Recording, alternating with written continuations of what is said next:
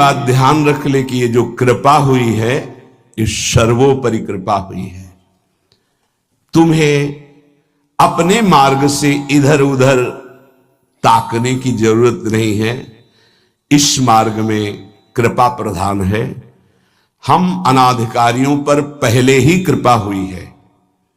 हमारे कोई सद्गुण, कोई निकुंज उपासना, कोई राधा प्रेम किंचित मात्र नहीं था, तब हम पे कृपा हुई है। अब तो अपने चरण शरण में, अब तो अपने घर में, अब तो अपनी प्रेम पंक्ति में हमें बैठाल दिया गया है। अब हमें चिंता नहीं करनी, अब हमें चिंतन करना है। हमारे हृदय में यह विश्वास हो जाना चाहिए कि मुझ अनाधिकारी के किसी भी साधन को देखकर नहीं घसीटा गया है।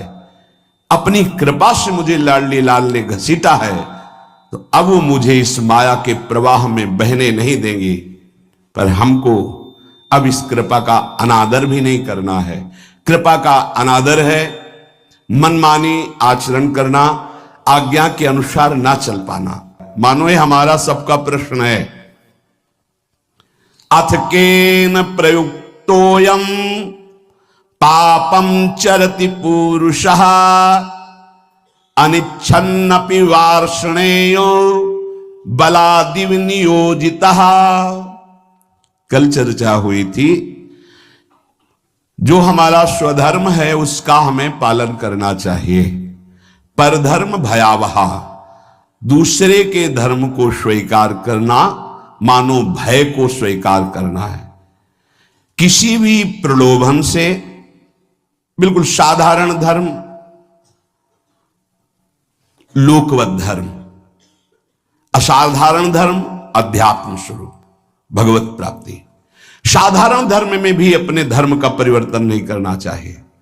जो हमारी भगवान ने धर्म व्यवस्था की है, जहां हमारा जन्म कर्म जो भी विधान रचा है, हम उसके अनुसार भगवत प्राप्ति करेंगे। जो वर्णाश्रम के अनुसार व्यवस्था, उसके अनुसार हम चलेंगे। ये साधारण व्याख्या है। असाधारण व्याख्या है, कल चर्चा हुई थी, हम प्रभु के अंश हैं। हमारा स्व चैतन्य घन अविनाशी निर्विकार पर शरीर, स्वधर्म भगवत प्राप्ति, परधर्म भोग प्राप्ति। योग होना स्वधर्म है और भोगी होना परधर्म है। इसी से पता चल जाएगा कि हम स्वधर्म में हैं कि परधर्म में। ध्यान दीजिएगा, भगवत योग होना स्वधर्म है और भोगों में रत रहना ये परधर्म है।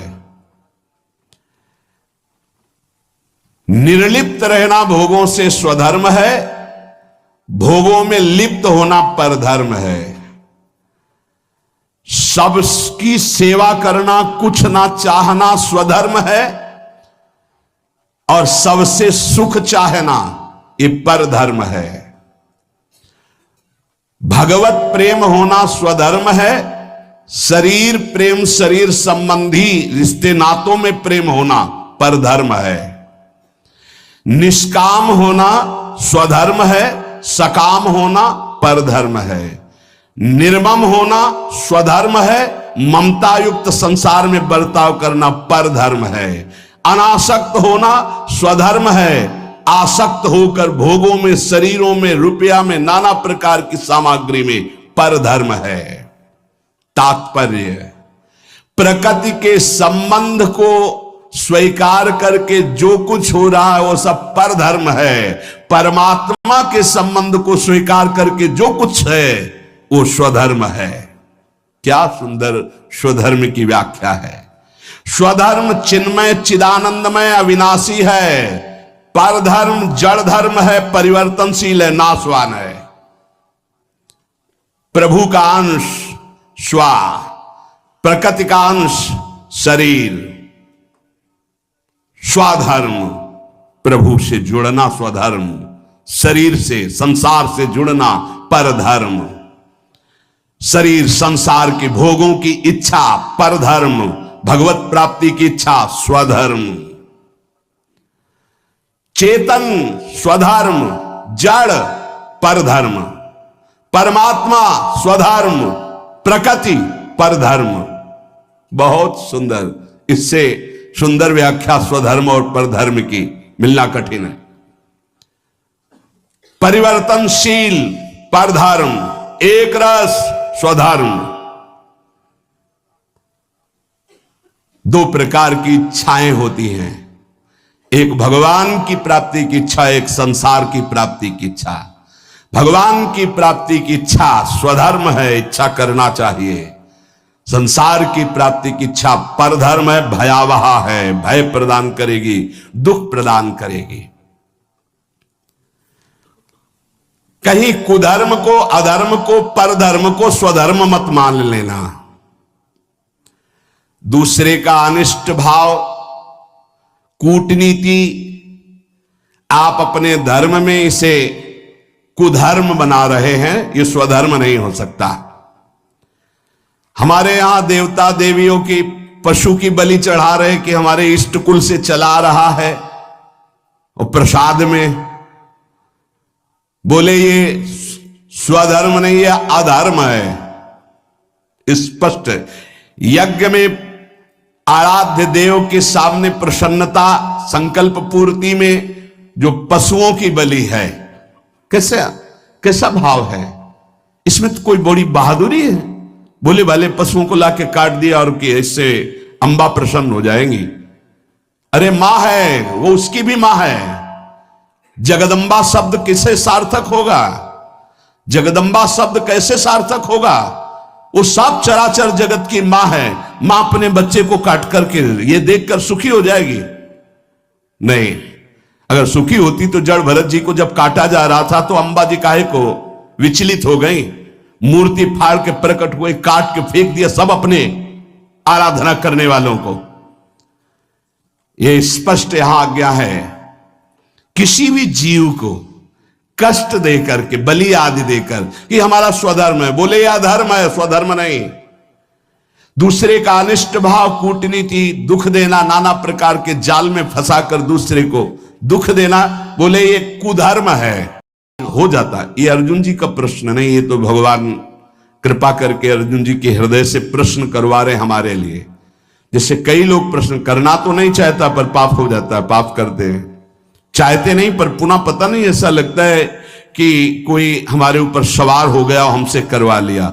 अथ केन प्रयुक्तोयम पापम चरिति पुरुषः अनिच्छन्नपि वार्षणे बलादिव नियोजिता। हे वार्षणे, ना चाहता हुआ ये मनुष्य जबरदस्ती जैसे कोई पाप करा लेता है। ये कौन है जो पाप आचरण करा लेता है? बहुत समझने का विषय है। जो थोड़ा विचारवान पुरुष है, पाप से डरना चाहिए, ये बहुत कष्टप्रद होता है। वो पाप नहीं करना चाहते, अनिच्छिन्न, उनकी इच्छा नहीं कि हमसे कोई ऐसा पाप बने, पर पाप कर्म कर बैठते। ये है कौन जो पाप करा देता है? इच्छा तो नहीं है ना। लोग कहते हैं मेरी इच्छा नहीं थी, फिर पाप कैसे हो गया? तो हम मानते हैं कि आप विचारशील हैं, पाप नहीं करना चाहते, पर भीतर जो पाप कराने की इच्छा है उसको तुमने देखा? क्या है पाप? भोग भोग करके सुखी होने की इच्छा। भोग भोग करके सुखी होने की इच्छा, इसको तुमने नहीं देखा? यही पाप कराती है। भोगों में सुख है, ये जो तुम्हारे अंदर बैठा हुआ यही पाप करा रहा है। नहीं, दुख वाला भला आचरण करके दिखाओ कि इसका परिणाम जो है वर्तमान में भी दुखद और भविष्य में भी दुखद, आप बिल्कुल कदम नहीं रखेंगे। आपकी सुख बुद्धि होती है। अभी हम छीना झपटी करके चोरी कर ली चैन की, मोबाइल की, 10-20 हजार मिल जाएंगे, उससे अच्छा भोग होगा। चोरी, हिंसा, व्यभिचार, जुआ, जो भी निषिद्ध कार्य होते हैं, अंदर से सुख की लालसा होती है। अनिच्छिन्न केवल उसका यह कहने का है कि वैसे मेरी पाप करने की तो इच्छा नहीं थी, लेकिन भोग सुख की इच्छा ही पाप का मूल है। बलाद्यु नियोजिता। अर्जुन जी कह रहे हैं फिर ये बलात् मुझसे कौन पाप करवा लेता है? मेरी इच्छा तो पाप करने की नहीं। ये संसार में सुख है, भोगों में सुख है, अंदर जिसके ये बैठा है वो पाप किए बिना रह नहीं सकता। जैसे दुर्योधन भगवान को कह रहा है कि जानामि धर्मम न च मे प्रवृत्तिर, जानाम्य धर्मम न च मे निवृत्ति, केनापि देवेन हृदय स्थितेन यथा नियुक्तोस्मि तथा करोमि। केशव, मैं धर्म को जानता हूं पर उसमें मेरी प्रवृत्ति नहीं है, मैं अधर्म को भी जानता हूं पर उससे मेरी निवृत्ति नहीं है। ऐसा लगता है कोई देवता मेरे हृदय में बैठकर करवा रहा है, क्योंकि मैं धर्म जानता हूं। वो देवता है सांसारिक सुख भोग की प्रबल इच्छा, और कोई देवता नहीं। दुर्योधन ने जिसे देवता कहा यही काम है, यही भोग इच्छा है। मनुष्य विचार पूर्वक जब तक इस भोग इच्छा का त्याग नहीं करेगा तो वो नहीं चाहता कि पाप हो, पर उससे बलात् पाप होंगे भोग इच्छा से। इस भोग में सुख है। केन प्रयुक्तोयम पापम चरति अनिच्छ, कौन है जो इच्छा ना होने पर भी जबरदस्ती पाप करा रहा है। श्री भगवान कह रहे काम एष क्रोध एष रजो गुण समुद्भव महासनो महापाप्मा विद्धेन मिहि वैरिणम। अर्जुन, ये रजोगुण से उत्पन्न हुआ काम यही पाप का मुख्य कारण है। भोगों में सुख है, काम। अब देखो आज की हमारी समाज की धारा किधर बहती जा रही। ये जो बच्चे परस्पर मित्रता, boyfriend girlfriend live in relation, ये जो आज के नई पीढ़ी में ये रोग लग गया है और इसे स्वीकृति भी है, नाश की तरफ हमारी समाज की वृत्ति जा रही है। जहां संयम, जितेंद्रियता, ब्रह्मचर्य, परम पवित्र शरीर, फिर पाणि ग्रहण और आदि आदि आदि, वहां कोई धर्म शास्त्र का भय नहीं, कोई गुरुजनों का भय नहीं, कोई भगवान का भय नहीं। शास्त्र हमारा प्रधान कानून है। वेद, पुराण, पौराणिक, ब्रह्म ऋषि, ये हमारे परम कल्याण के लिए जो सूत्र बोले, ये अगर हम वैदिक सिद्धांत, शास्त्र सिद्धांत, गुरुजनों की वाणी की वृत्तियों को नहीं पहचानेंगे, नहीं सुनेंगे, नहीं समझेंगे, तो हमारी वृत्तियां हमारा नाश कर देंगी। कौन है जो ये पाप करा रहा है? तो भगवान कह रहे हैं रजोगुण से उत्पन्न हुआ ये काम, ये काम ही पाप का मुख्य कारण है। और यही क्रोध रूप में परिणित हो जाता है। बहुत खाने वाला महापापी, ये बैरी बहुत ही नाश करता है। इस विषय में सबसे बड़ा दुश्मन ये काम है। ये रजोगुण से उत्पन्न हुआ है। ये राग से काम उत्पन्न होता है। बहुत बहुत इसको सीमा में किया गया है। भगवान ने आगे वर्णन किया है कि धर्मयुक्त काम मैं